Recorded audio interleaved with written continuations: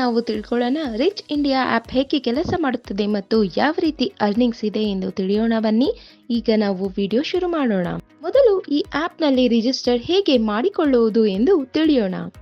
ಮೊದಲು ಆ್ಯಪ್ ಅನ್ನು ಓಪನ್ ಮಾಡಿ ರಿಜಿಸ್ಟರ್ ಹಿಯರ್ ಅನ್ನು ಕ್ಲಿಕ್ ಮಾಡಿ. ಈಗ ನೀವು ನಿಮ್ಮ ಖಾತೆಯನ್ನು ರಚಿಸಬಹುದು. ವಿಡಿಯೋದಲ್ಲಿ ತೋರಿಸಿರುವಂತೆ ವಿವರಗಳನ್ನು ಭರ್ತಿ ಮಾಡಿ. ಇಲ್ಲಿ ನಿಮ್ಮ ಮೊದಲ ಹೆಸರು ಮತ್ತು ಕೊನೆಯ ಹೆಸರನ್ನು ನಮೂದಿಸಿ. ನಿಮ್ಮ ಮೊಬೈಲ್ ಸಂಖ್ಯೆಯನ್ನು ನಮೂದಿಸಿ. ಬಲವಾದ ಪಾಸ್ವರ್ಡ್ ರಚಿಸಿ. ಈಗ ರೆಫರಲ್ ಕೋಡ್ ಅನ್ನು ನಮೂದಿಸಿ.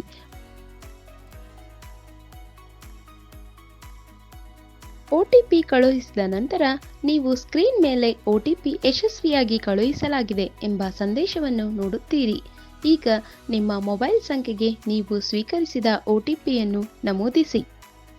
ರೆಫರಲ್ ಕೋಡ್ ನಮೂದಿಸುವಾಗ ದಯವಿಟ್ಟು ಪರಿಶೀಲಿಸಿ ನಿಮಗೆ ರೆಫರ್ ಮಾಡಿರುವ ವ್ಯಕ್ತಿಯ ಹೆಸರು ಕಾಣಿಸುತ್ತದೆ ಎಂದು. 6 ಅಂಕಿಯ OTP ನಮೂದಿಸಿದ ನಂತರ ಈಗ ಕ್ರಿಯೇಟ್ ಅಕೌಂಟ್ ಬಟನ್ ಮೇಲೆ ಕ್ಲಿಕ್ ಮಾಡಿ. ಅಷ್ಟೇ, ನಿಮ್ಮ ಖಾತೆಯನ್ನು ಯಶಸ್ವಿಯಾಗಿ ರಚಿಸಲಾಗಿದೆ.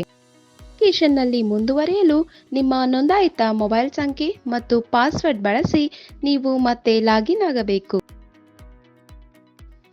ಸೈನ್ ಇನ್ ಮಾಡಲು ಅದೇ ಮೊಬೈಲ್ ಸಂಖ್ಯೆ ಮತ್ತು ಪಾಸ್ವರ್ಡ್ ಬಳಸಿ ವೆಲ್ಕಮ್ ಬ್ಯಾಕ್ ಸೈನ್ ಇನ್ ಮಾಡಿದ ನಂತರ ನಿಮ್ಮ ಡ್ಯಾಶ್ ಬೋರ್ಡ್ ಏರಿಯಾವನ್ನು ನೀವು ನೋಡುತ್ತೀರಿ. ಈಗ ನಿಮ್ಮ ಮೊಬೈಲ್ ಅಪ್ಲಿಕೇಶನ್ನಲ್ಲಿ ಮೇಲಕ್ಕೆ ಮತ್ತು ಕೆಳಕ್ಕೆ ಸ್ಕ್ರೋಲ್ ಮಾಡುವ ಮೂಲಕ ಅದನ್ನು ಅನ್ವೇಷಿಸೋಣ. ಫಸ್ಟ್ಗೆ ನೀವು ಲ್ಯಾಂಗ್ವೇಜ್ ಚೇಂಜ್ ಮಾಡೋದು ಹೇಗೆ ಎಂದು ನೋಡೋಣ. ಮೆನು ಅಲ್ಲಿ 3 ಲೈನ್ಸ್ ಇದೆ ಅಲ್ಲ, ಅಲ್ಲಿ ಕ್ಲಿಕ್ ಮಾಡಿದ್ರೆ ಈ ಥರ ಶೋ ಆಗುತ್ತೆ. ಡ್ರಾಪ್ ಡೌನ್ ಅಲ್ಲಿ ನಿಮಗೆ ಕಾಣಿಸಬಹುದು ಇಂಗ್ಲಿಷ್ ಅಥವಾ ಹಿಂದಿ ಅಂತ. ನಿಮಗೆ ಯಾವ ಲ್ಯಾಂಗ್ವೇಜ್ ಬೇಕು ಆ ಲ್ಯಾಂಗ್ವೇಜ್ ಸೆಲೆಕ್ಟ್ ಮಾಡಿಕೊಂಡ್ರೆ ಅಷ್ಟೇ ಲ್ಯಾಂಗ್ವೇಜ್ ಚೇಂಜ್ ಆಗುತ್ತೆ. ಇಲ್ಲಿ ನೋಡಬಹುದು ನೀವು 4 ಸೆಕ್ಷನ್ ಕಾಣ್ತಿದೆ. Today earnings, available withdrawal, wallet transfer ಮತ್ತು ರೆಫರಲ್ ಸೆಕ್ಷನ್ಸ್ ಅಂತ.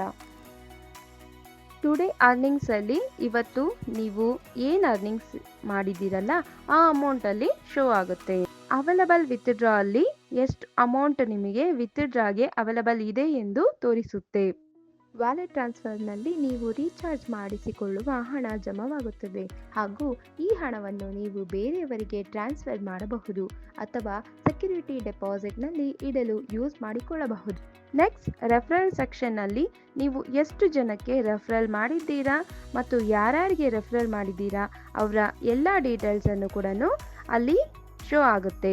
ಇದರಲ್ಲಿ ಬಂದರೆ ನಿಮಗೆ 2 ಆಪ್ಷನ್ಸ್ ಇದೆ. ಏನಂದರೆ ಕಂಟಿನ್ಯೂ ಆ್ಯಸ್ ಎ ಯೂಸರ್ ಆಗಿ ಕೂಡ ಇದರಲ್ಲಿ ಕಂಟಿನ್ಯೂ ಮಾಡಬಹುದು, ಇಲ್ಲ ನೀವು ಏಜೆಂಟ್ ಅಕೌಂಟ್ನ ಕ್ರಿಯೇಟ್ ಮಾಡಿ ಕೂಡ ಕಂಟಿನ್ಯೂ ಮಾಡಬಹುದು.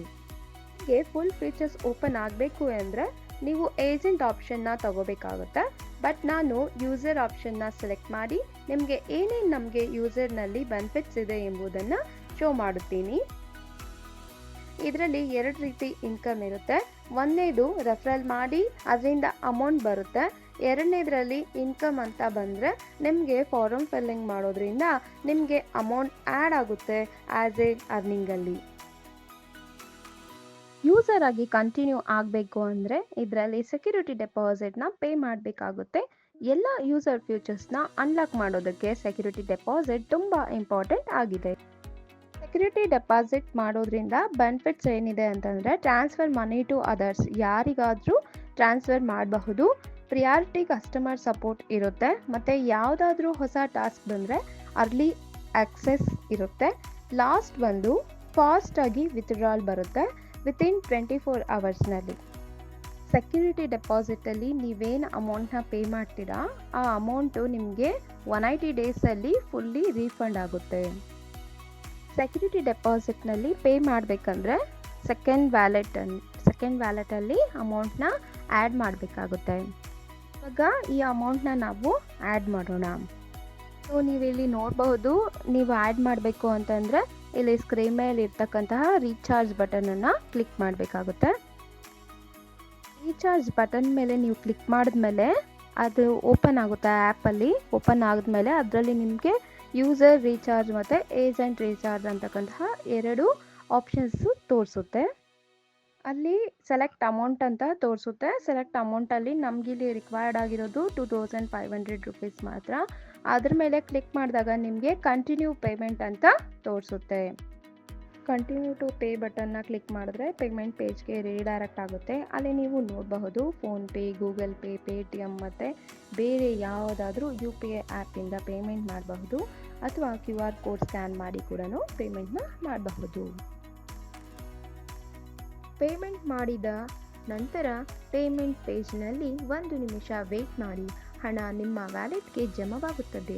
ಜಮವಾಗದಿದ್ದಲ್ಲಿ ನಿಮ್ಮ UTR ನಂಬರ್ ಎಂಟರ್ ಮಾಡಿ 1 ರಿಂದ 2 ನಿಮಿಷ ವೇಟ್ ಮಾಡಿ. ಹಣ ನಿಮ್ಮ ವ್ಯಾಲೆಟ್ನಲ್ಲಿ ಜಮಾ ಆಗುತ್ತದೆ. ನೀವು ತುಂಬ ಟೈಮಿಂದ ಅದೇ ಪೇಜ್ನಲ್ಲಿ ಇದ್ದೀರಾ ಅಂದರೆ ಏನು ಮಾಡಬೇಕು ಅಂದರೆ ಇಲ್ಲಿ ನಿಮ್ಮ UTR ನಂಬರ್ ಎಂಟರ್ ಮಾಡಿ, ಸಬ್ಮಿಟ್ ಬಟನ್ ಮೇಲೆ ಕ್ಲಿಕ್ ಮಾಡಿ, ನಂತರ ಸಕ್ಸಸ್ ಅಂತ ಶೋ ಆಗುತ್ತೆ. ಸೊ ಆವಾಗ ನೀವು ಬ್ಯಾಕ್ ಹೋಗಬಹುದು. ಸೆಕ್ಯೂರಿಟಿ ಡೆಪಾಸಿಟ್ನಲ್ಲಿ ವ್ಯಾಲೆಟ್ 2ನಲ್ಲಿ ಡೆಪಾಸಿಟ್ ಆಗಿರುತ್ತೆ. ಸೆಕ್ಯೂರಿಟಿ ಡೆಪಾಸಿಟ್ನಲ್ಲಿ ಪೇಮೆಂಟ್ ಮಾಡಬೇಕಂತ ರೀಚಾರ್ಜ್ ಮಾಡ್ಕೊಂಡಿದ್ದೀರಲ್ಲ, ನೆಕ್ಸ್ಟ್ ಏನು ಮಾಡಬೇಕಂತ ನೋಡೋಣ.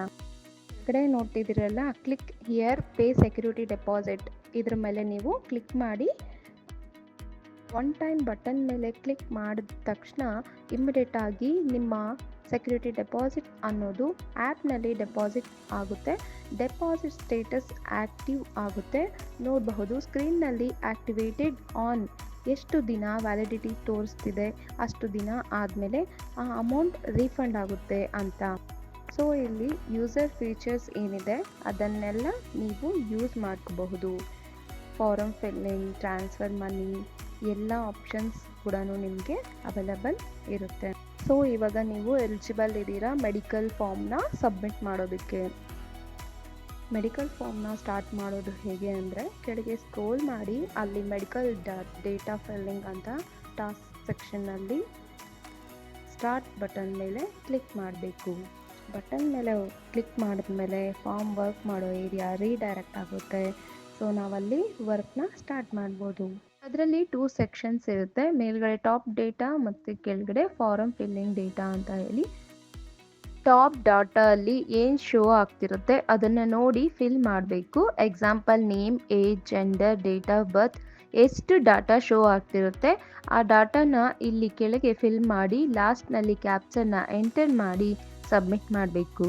ಸಬ್ಮಿಟ್ ಮಾಡಿರೋ ಫಾರಮ್ ಕರೆಕ್ಟ್ ಆಗಿದ್ದರೆ ಪರ್ ಫಾರಮ್ 8 ರೂಪೀಸ್ ಸಿಗುತ್ತೆ. ಅಕಸ್ಮಾತ್ ಏನಾದರೂ 1 ರಾಂಗ್ ಮಾಡಿದರೆ ಅದಕ್ಕೆ ನಿಮಗೆ 7 ರೂಪೀಸ್ ಸಿಗುತ್ತೆ. 2 ರಾಂಗ್ ಮಾಡಿದರೆ 6 ರೂಪೀಸ್ ಸಿಗುತ್ತೆ. 3 ರಾಂಗ್ ಮಾಡಿದರೆ 5 ರೂಪೀಸ್ ಸಿಗುತ್ತೆ.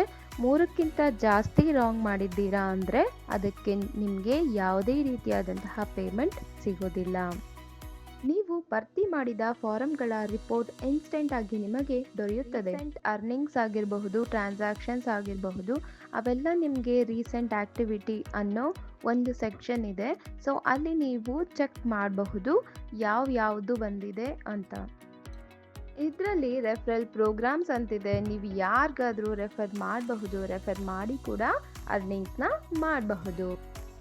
ಈಗ ನಾವು ನೆಕ್ಸ್ಟ್ ಟ್ರಾನ್ಸ್ಫರ್ ಅಮೌಂಟ್ ಫೀಚರ್ ಬಗ್ಗೆ ತಿಳಿಯೋಣ. ಯಾವ ರೀತಿ ನಾವು ಅಮೌಂಟ್ನ ಟ್ರಾನ್ಸ್ಫರ್ ಮಾಡಬೇಕು ಅಂತ. ಮೊದಲಿಗೆ ಇಲ್ಲಿ ಕಾಣ್ತಾ ಇರ್ತಕ್ಕಂತಹ ಟ್ರಾನ್ಸ್ಫರ್ ಬಟನ್ ಮೇಲೆ ಕ್ಲಿಕ್ ಮಾಡಬೇಕು. ಸೆಕೆಂಡ್ ವ್ಯಾಲೆಟ್ನಲ್ಲಿ ಸಫಿಷಿಯೆಂಟ್ ಬ್ಯಾಲೆನ್ಸ್ ಇದೆಯಾ ಅಂತ ಫಸ್ಟ್ ನೋಡ್ಕೋಬೇಕಾಗುತ್ತೆ. ಮೊದಲಿಗೆ ನೀವು ಸೆಲ್ಫ್ ಟ್ರಾನ್ಸ್ಫರ್ ಮಾಡಿಕೊಳ್ಳಬೇಕು. ಸೆಲ್ಫ್ ಟ್ರಾನ್ಸ್ಫರ್ ಮಾಡಿಕೊಳ್ಳಲು ನಿಮ್ಮ ಮೇನ್ ವ್ಯಾಲೆಟ್ನಲ್ಲಿ ಹಣವಿರಬೇಕು. ಈ ಹಣವನ್ನು ನೀವು ಟ್ರಾನ್ಸ್ಫರ್ ಮಾಡಿಕೊಂಡರೆ ಇದು ಟ್ರಾನ್ಸ್ಫರ್ ವ್ಯಾಲೆಟ್ ಟು ವ್ಯಾಲೆಟ್ಗೆ ಹಣ ಜಮವಾಗುತ್ತದೆ. ಈ ಹಣವನ್ನು ನೀವು ಬೇರೆಯವರಿಗೆ ಟ್ರಾನ್ಸ್ಫರ್ ಮಾಡುವುದಾದರೆ ಟ್ರಾನ್ಸ್ಫರ್ ಟು ಅದರ್ಸ್ ಮೇಲೆ ಕ್ಲಿಕ್ ಮಾಡಿ ರೆಫರಲ್ ಕೋಡನ್ನು ಎಂಟರ್ ಮಾಡಿದರೆ ಅವರ ನೇಮ್ ಶೋ ಆಗುತ್ತದೆ. ಕನ್ಫರ್ಮ್ ಆದ ನಂತರ ಹಣವನ್ನು ನೀವು ಅವರಿಗೆ ಸೆಂಡ್ ಮಾಡಬಹುದು. ಟ್ರಾನ್ಸ್ಫರ್ ಕಂಪ್ಲೀಟ್ ಆದಮೇಲೆ ಹಿಸ್ಟ್ರಿನ ಚೆಕ್ ಮಾಡಬಹುದು. ಯಾರ್ಯಾರಿಗೆ ಎಷ್ಟು ಕಳಿಸಿದ್ದೀರಾ, ಎಷ್ಟು ರಿಸೀವ್ ಆಗಿದೆ, ಸೆಲ್ಫ್ನಲ್ಲಿ ಎಷ್ಟು ಟ್ರಾನ್ಸ್ಫರ್ ಮಾಡ್ಕೊಂಡಿದ್ದೀರಾ, ಕಂಪ್ಲೀಟ್ ಹಿಸ್ಟ್ರಿ ಸಿಗುತ್ತೆ. ಸ್ಕ್ರೀನ್ ಮೇಲೆ ನೋಡಿ ತಿಳಿಸಿರೋ ಥರ ಇದೇ ರೀತಿ ನೀವು ಕೂಡ ಚೆಕ್ ಮಾಡ್ಕೋಬಹುದು. ರಿಪೋರ್ಟ್ ಅನ್ನೋ ಆಪ್ಷನ್ ಮೇಲೆ ಕ್ಲಿಕ್ ಮಾಡಿದ ತಕ್ಷಣ ನಮಗೆ ರಿಪೋರ್ಟ್ ಇಂದ ಸೆಕ್ಷನ್ ಶೋ ಆಗುತ್ತೆ. ನಾವು ನೋಡ್ಕೋಬಹುದು. ನಾವು ಫಿಲ್ ಮಾಡ್ಬೇಕಾದ್ರೆ ಏನು ಎರರ್ ಮಾಡಿದೀವಿ ಅದೆಲ್ಲಾನು ಡೀಟೇಲ್ ಆಗಿ ನಾವು ನೋಡ್ಕೋಬಹುದು. ನೆಕ್ಸ್ಟ್ ಟೈಮ್ ನಾವು ಫಾರಮ್ ಫಿಲ್ ಮಾಡಿ ಸಬ್ಮಿಟ್ ಮಾಡೋಕ್ಕಿಂತ ಮುಂಚೆನೆ ಎಲ್ಲ ಏನೇನು ಮಾಡಿದೀವಿ ಅವೆಲ್ಲ ಮಿಸ್ಟೇಕ್ಸ್ನ ನಾವು ತಿದ್ಕೋಬಹುದು. ನೀವು ವಿತ್ಡ್ರಾ ಅರ್ನಿಂಗ್ಸ್ ಮೇಲೆ ಕ್ಲಿಕ್ ಮಾಡ್ಕೊಳ್ಳಿ. ವಿತ್ಡ್ರಾಗೆ ಎಲಿಜಿಬಲ್ ಆಗಿದ್ದೀರಾ ಅಂದರೆ ಮೇಲಿಂದ ನೆಕ್ಸ್ಟ್ ಇಂದ ಅಮೌಂಟ್ ಎಲ್ಲ ನಿಮಗೆ ಶೋ ಆಗುತ್ತೆ. ವಿತ್ಡ್ರಾ ಅಮೌಂಟ್ ಎಷ್ಟು ಹಾಕಬೇಕು, ಮಿನಿಮಮ್ ವಿತ್ಡ್ರಾ ಅಮೌಂಟ್ ಎಷ್ಟು ಹಾಕಬೇಕು, ಮಲ್ಟಿಪಲ್ ವಿತ್ಡ್ರಾ ಅಮೌಂಟ್ ಎಷ್ಟು ಹಾಕಬೇಕು, ಅಲ್ಲಿ ಕೆಳಗಡೆ ಅಲ್ಲಿ ನೋಡಬಹುದು bank name, IFSC code, account number ಮತ್ತು ನಿಮ್ಮ ಅಕೌಂಟ್ ನೇಮ್ ಏನಿದೆ ಆ ನೇಮ್ ಹಾಕಿ ರಿಕ್ವೆಸ್ಟ್ ವಿತ್ಡ್ರಾ ಮೇಲೆ ಕ್ಲಿಕ್ ಮಾಡಿದರೆ ನಿಮ್ಮ ಬ್ಯಾಂಕ್ ಅಕೌಂಟ್ಗೆ 24 ಅವರ್ಸ್ನಲ್ಲಿ ಅಮೌಂಟ್ ಕ್ರೆಡಿಟ್ ಆಗುತ್ತೆ. ಒನ್ಸ್ ವಿತ್ಡ್ರಾ ಕೊಟ್ಟ ಮೇಲಿಂದ ಟ್ರ್ಯಾಕ್ ಕೂಡ ಮಾಡ್ಕೋಬಹುದು. ವಿತ್ಡ್ರಾ ಹಿಸ್ಟ್ರಿ ಬಟನ್ ಮೇಲೆ ಕ್ಲಿಕ್ ಮಾಡಿದರೆ ನೀವು ಅದರ ಸ್ಟೇಟಸ್ ಚೆಕ್ ಮಾಡ್ಕೋಬಹುದು. ಪೆಂಡಿಂಗ್ ಇದೆಯಾ ಇಲ್ಲ, ಅಪ್ರೂವಲ್ ಆಗಿದೆಯಾ ಇಲ್ಲ, ಪ್ರೋಸೆಸ್ ಆಗಿದೆಯಾ ಇಲ್ಲ, ರಿಜೆಕ್ಟ್ ಆಗಿದೆಯಾ ಅನ್ನೋ ಕಂಪ್ಲೀಟ್ ಇನ್ಫಾರ್ಮೇಷನ್ ಅಲ್ಲಿ ಸಿಕ್ಬಿಡುತ್ತೆ. ವೆರಿಫೈ ಏಜೆಂಟ್ ಆಗೋದು ಹೇಗೆ ಅಂದರೆ ಬಿಕಮ್ ಎ ಏಜೆಂಟ್ ಬಟನ್ ಮೇಲೆ ಕ್ಲಿಕ್ ಮಾಡ್ಕೋಬೇಕು. ನಂತರ ಈ ಥರ ಪೇಜ್ ಓಪನ್ ಆಗುತ್ತೆ. ಏಜೆಂಟ್ ಆದರೆ ಏನು ಬೆನಿಫಿಟ್ ಇರುತ್ತೆ ಅಂದರೆ ಅವರಿಗೆ ಹೈಯರ್ ಕಮಿಷನ್ ಇರುತ್ತೆ ಹಾಗೂ ಅವರು ವಿತ್ಡ್ರಾ ಮಾಡುವ ಸಮಯದಲ್ಲಿ ಯಾವುದೇ ಚಾರ್ಜಸ್ ಕಟ್ಟುವಂತೆ ಇಲ್ಲ. ಹಾಗೆ ಅವರು ಯೂಸ್ ಮಾಡುವ ಡ್ಯಾಶ್ ಬೋರ್ಡ್ ಕೂಡ ಅಪ್ಡೇಟ್ ಆಗಿರುತ್ತದೆ. ಹಾಗೆ ಇಲ್ಲಿ ಚಾರ್ಟ್ ಸಪೋರ್ಟ್ ಅವೈಲಬಲ್ ಇದ್ದು ನಿಮಗೆ ಕಂಫರ್ಟ್ ಆದ ಲ್ಯಾಂಗ್ವೇಜ್ ಕನ್ನಡ, ಇಂಗ್ಲಿಷ್, ಹಿಂದಿ ಇಲ್ಲಿ ಚಾರ್ಟ್ ಮಾಡಬಹುದು. ಹಾಗೂ ಜನರಲ್ ಎಂಕ್ವೈರಿ ಇದ್ದು ವರ್ಕ್ ಬಗ್ಗೆ ಏನಾದರೂ ಡೌಟ್ ಇದ್ದರೆ ಚಾಟ್ ಮಾಡಿ ಕ್ಲಿಯರ್ ಮಾಡಿಕೊಳ್ಳಬಹುದು. Thank you for watching rich India data entry work.